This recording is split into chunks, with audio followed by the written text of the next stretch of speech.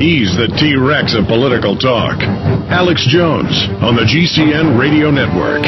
Professor Noel Sharkey, one of the top robotics experts in the world, warning of militarized combat mechs and drones, will be joining us from Sheffield, England, coming up in the third hour. Coming up later in this hour, Matt Dayton, who did hold up the sign and caused an absolute freak out at the Bill Clinton event, will be joining us in studio. Got a bunch of other news, but let's just go to some of your calls right now at 1-800-259-9231. Joel in Texas, you're on the air. Thanks for holding. Yeah, hey, Alex. Hi. What's going on, man? Doing a worldwide transmission against tyranny. Yes, sir. Yes, sir. Hey, listen, I was in the special operations for the U.S. for a few years. I got out a couple years and living here in Texas now, but... Were you in planning and logistics, or were you on the ground? No, I was special operations. I was just, like, they call them door kickers, so, we were the guys that went in to get... Well, I'm not an expert on all this, but I know, there's guys that plan the special operations back at HQ, so I was just curious which end of that. No, I'm not the planners. The planners are a lot of the officers. I was the NCO, so... Okay, go ahead. We're the guys that actually go in and do a lot of the footwork and stuff. How many door kicks would you do a day? I've seen reports as many as 75 different doors you'd kick down a day. Well, yeah, it just depends. By the way, kicking down one door going in one house is incredibly stressful for police officers. Imagine that, folks, door to door, and you'd go on, 4 or 5 missions a week? At least, honestly, I've been on 4 or 5 missions a night. So, it just depends on what it is that whatever we were doing, whatever was required for, the mission, the moment, stuff like that. Well, my point is that's like taking a car and driving it around on the expressway for a couple of years in first gear.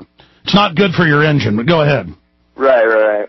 Yeah, no, you definitely end up building a stamina, that's for sure. But the whole thing was, I'm extremely patriotic and stuff, and I started watching some of your films. A buddy of mine, he's a professional heavyweight boxer, actually showed me some films and kind of, directed me towards your stuff. And at first I was really apprehensive, and, it was like, I didn't want to look at the information that was out there because I was, it's almost like you don't want to believe it, like everybody else that you run into. And the more and more films that I see of yours and, like, all these documentaries and stuff, it's like the public is just completely rejecting it because you don't want to believe that there is a man behind the curtain because it's depressing, and it's like everybody just wants to be content in their... Especially when you've invested, like yourself, so much passion, so much courage.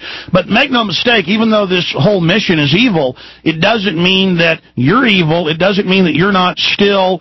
a person of great courage and great conviction, and it takes even more courage to admit you've been used. And don't think that hasn't happened to a lot of other great people. And I admire our troops. I admire their courage. I admire that they believed in the mission, but you've been manipulated. And, the troops do some good while they're out there. But, again, it's like cameras in people's houses that the police chief of Houston wants. Sounds good, but the government's corrupt and bad, so you can't do it.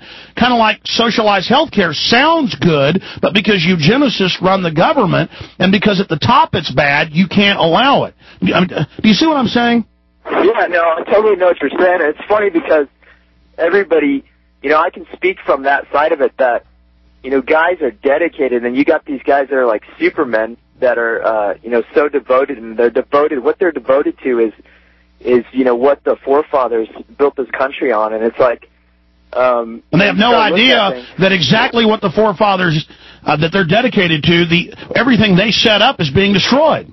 Right, exactly, and and if they knew, and I've been trying to get this out to guys that I knew in there, and so I have to do it in a very careful way because people. They look at this and they think, oh man, you're starting to lose it, man. You're starting to lose it. And the truth is, it's like, so, you give it to them in just spoonfuls, and you just say, hey, check this out, see what you think. And the truth is that one of the main things that allowed me to see it was that, I can't get into specifics and stuff because, it's very secretive, but yeah, you signed national security letters. Exactly. So I was, we were on our way to a specific country and going to get very specific people, and for years, on deployments, we were going to get high-value targets, and for some reason, we'd always just miss them, and like, it always just seemed interesting. But what really, made me feel like movies like Clear and Present Danger, stuff like that, really existed, was that we were on our way to go get a high-value target in a specific country, and on our way there, at the last minute, we were turned around because